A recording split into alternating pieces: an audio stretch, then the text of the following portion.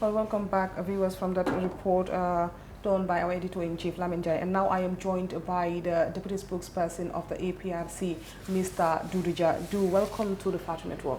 Thank you, Sajo, for having me on the news review once again. It's an honor and a pleasure to be here. Thank you. It's been quite a day in the Gambia today as former AFRC junta member Yankuba Toure was finally sentenced by the High Court of the Gambia. I'm not asking you as your capacity, you know, as the deputy PRO of the party, but what, as a political commentator, what do you make of his sentencing today? It came rather shocking when the news was announced that he sentenced to death by hanging.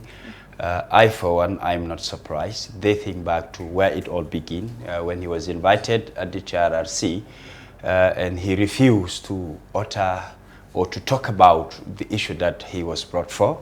You know, he lodged a claim that he has immunity as per the 1997 Constitution.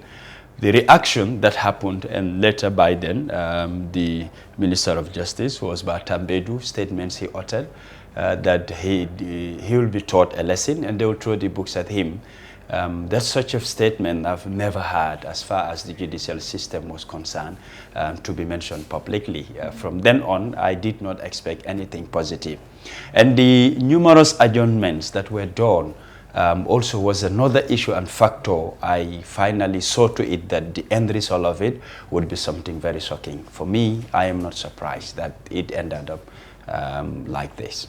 Well, some people say that justice has been finally served, and of course supporters of Yankuba Toure are saying something different. But the other thing they are saying is that, you know, the legal person who presided over this case has some sort of personal vendetta against Toure and, in fact, the AFRC. What do you think of that? People are entitled to their opinion. In any case, there will be those that would agree and others would definitely go against it. But for me, it's a case that I've been following with upon all the witnesses called, especially taking the case of Alaji Kani, the testimonies he gave.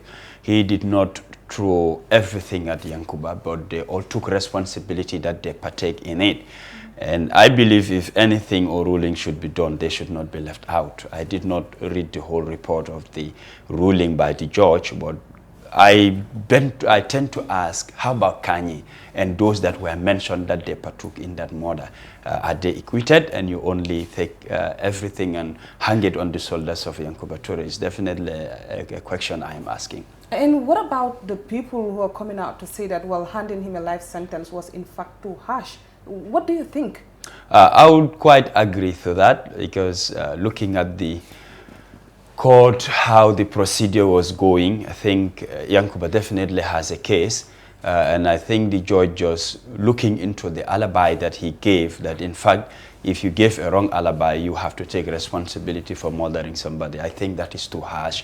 It looks like there's something else different from just passing on a verdict. But some say this is insensitive to the family of Koro, saying that handing Yankuba a life sentence is harsh.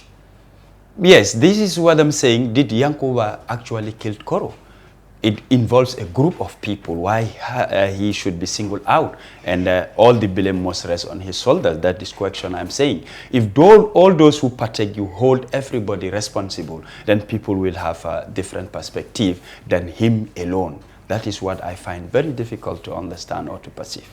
Up until the time of his appearance before the TRRC and his arrest, what is Yankuba's relation to the party right now, APRC? Shortly before he was arrested, I think the executive approached him, told him about the party, some of the constraints the party was going through, and how they would love to have him on board. He, you know, pledged that from now on he will render his support monthly, whatever he will be able to contribute financially, he will be there to support the party. So I would say before he was arrested, he was a sympathizer. This we had information about. And what is the party's relations to Yankuba?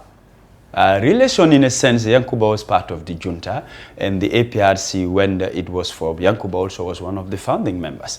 I think that is no secret. The whole world knows about that. And he has served through the ranks for several years before, you know, he even was quit or was taken out of politics. He was the mobilizer general of the APRC. And what do you make of statements coming from people saying that Yankuba's sentencing today is a big blow to the APRC party? Well, what do you make of statements like that? Yeah, in a sense, he has a track record with the APRC party. Like I said, he's one of us. But he cannot be abandoned or just thrown in the bush like that. He has gone through the ranks and served immensely through the government and the party itself. Definitely, he's one of us. And now moving on to another situation, I know you've been making the headlines quite a lot the past week, following, you know, this whole confirmation of a coalition between, you know, President Barrow's National People's Party and the APRC. What is all this thing about? I know you've appeared on TV before and seemingly confirmed that, yes, the APRC will in fact be going into a coalition with NPP. How true is this? I have never confirmed that. Questions were asked about us discussing and a possible coalition between APRC and NPP, and I did not brush it aside. It's politics, and I did mention it's not only NPP. There are other political parties as well. There's a media propaganda, I would call it, a video that went viral, which a question was asked. I said yes, and the video was cut and they sent it across without airing or allowing people to have access to the answer I gave beyond saying yes.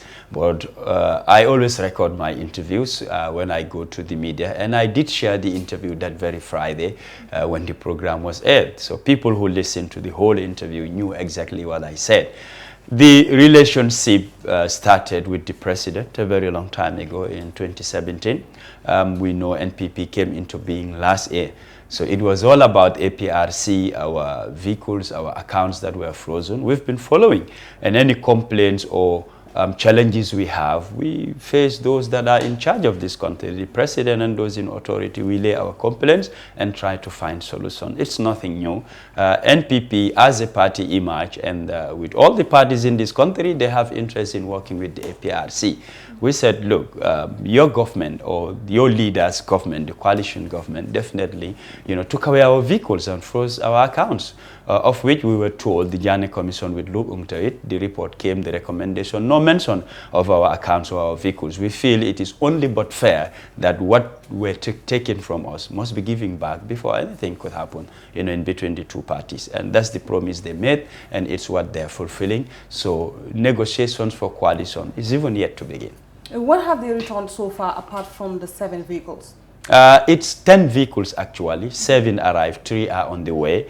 I had also money is giving, but I don't know how much. People would say that's funny. The APRC executive, we've resorted to ourselves that there will be no side talks beside our national executive meetings. In our main forum, we don't discuss sensitive issues in audios. Not only audios could be shared, but it's technology. Other people could have access to people's phones and have access to their audios or other files they have in their mobiles. So besides no side talks, when we have executive meetings, that's when we discuss issues that are definitely sensitive. And furthermore, to clarify, we have a committee that is set up that are responsible for negotiating or meeting other political parties, and whatever it's achieved from that, they come back to the executive, brief them. So we believe they have to do a handing over sort of and brief the executive all that transpired. But until that happens, I think it is only that committee who has all information about all that happened, where it came from, how much, and how the vehicles are like. But besides that, that's the only information I have for now.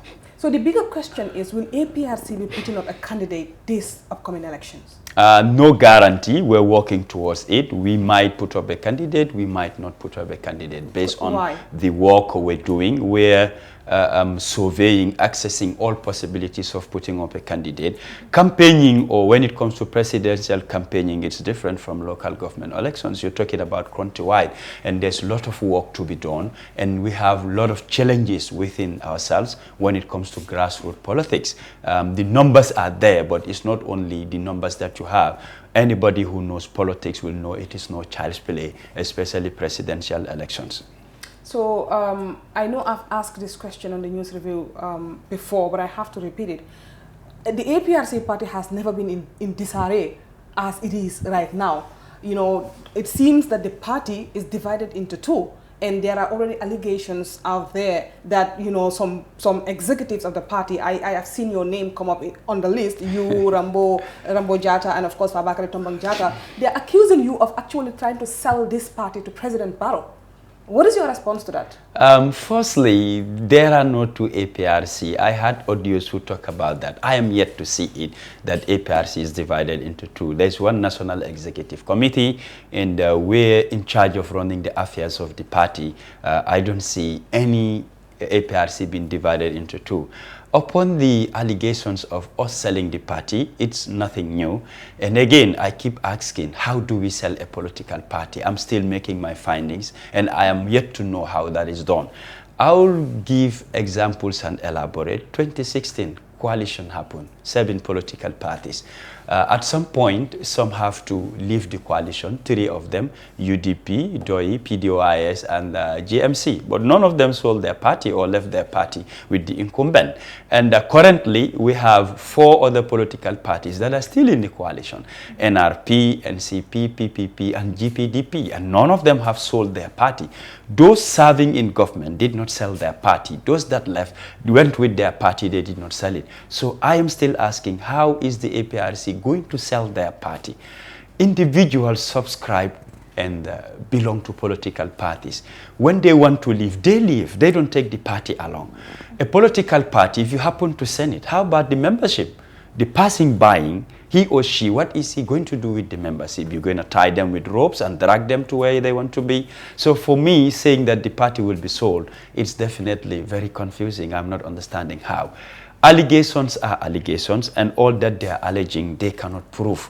I, for one, I have nothing to hide. Recently, there are a lot of audios trying to bring me down, posts on Facebook insulting me. I have a very thick skin. When you try to... The surprising thing is that this is also coming from members of the APRC, which is why people are saying that there is division in the party. Members of the APRC, most of whom releasing these audios, are not in the country. If we say, let's move to point A and B, where are they? They're busy in Europe doing whatever they're doing. Even when we say contributions, how much are they contributing? I don't say they're not giving anything, but not coming through the executive for us to know what they put forth. Those on the ground are the ones we are working with. They know what we are, what and what we do. So anybody can talk. I always say talk is cheap. Those talking, let them talk. Those who want to work for the party, let them keep working for the party. The reason I said I have a thick skin, when you try to bring me down, that's when I get stronger and do what I want to do. I'm not somebody that can be bullied. Nobody can intimidate me or to blackmail me. I received some messages not coming from APRC, but people from other political parties, specifically UDP, saying they have audios of me when I used to attack Barrow. They are going to replay it. I said, be my guest. Nothing I have said since I entered politics that I regret. I said, whatever I said yesterday, I will say it today and tomorrow. So nobody can bully me. Whatever you accuse me of, we will live through the times and the proof of that will come to light. Whatever I say in secrecy, remind me, make me know, and I will tell you, yes, I said it, and I will give you the reasons why I said so. So those trying, I believe they better quit. I am not the type. And talking about allegations and audios, I just saw someone post on Facebook today. There's another audio of Jammeh. I haven't heard it, and I cannot confirm this, that the audio, what he's saying in the audio is basically that, the APRC is not going to go into a coalition with any other political party, something of that sort. Is this out there, or what? Can you confirm? That's an old audio. It's nothing new. Maybe they're just reposting or sharing it for it to go viral. But it's just an excerpt, I can tell you. But these audios were released at a time when the former president was talking to Rambo. I have those full audios still with me. It was when the issues of those who were expelled from the party, Suleiman Singul Nyase and co., came about. That's when he talked about that APRC were not going into a coalition with any political party. That's a long time ago. So now that election is almost here and you guys are still undecided on whether you are going to put up a candidate or not. What is APRC doing as of right now as far as grassroots politics is concerned? With the task we just concluded was to engage our people to get registered, and the voter registration process has just been concluded. But how do you ask your people to get registered when you're not even sure if you're going to have a candidate or not? It is their civic right and a civic duty to vote in elections. Whether you put up a candidate or not, it's everybody's right for us Gambians to tell people to go and register. So we were fulfilling that right. We cannot tell our people, okay, we don't think that we'll put up a candidate, don't register. We cannot deprive them that. And registration is not only about presidential, local government elections are coming. And it's important that they partake in every election as citizens, not only as members of APRC. So people must understand that voting is a right. Even sometimes your members won't vote for you. If you put up a candidate that is not of their choice, they could decide to vote for somebody else. So that's a civic right and duty that every citizen who is of age must register and have a voter's card.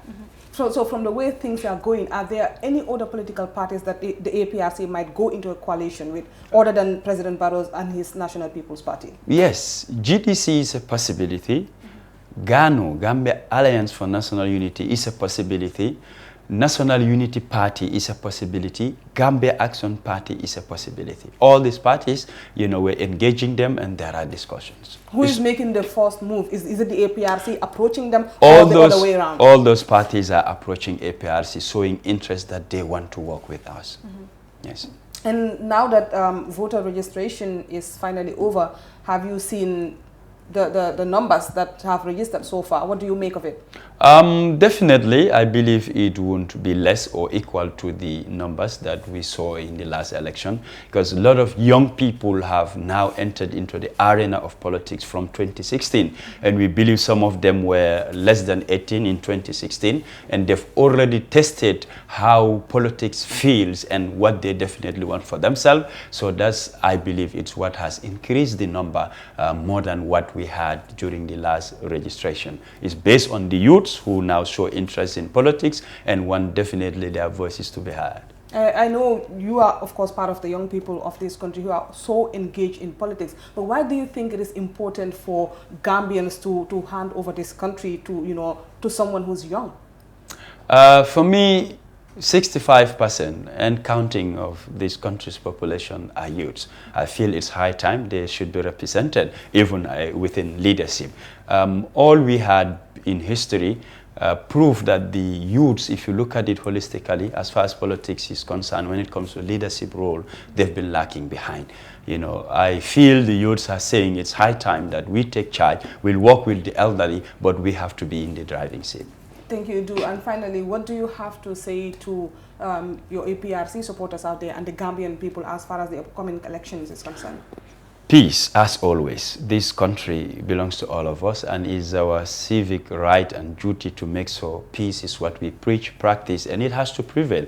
Despite our odds and differences, our rivalry, etc., we all deserve to live in a very peaceful country, and this is something we cannot auction or exchange in anything.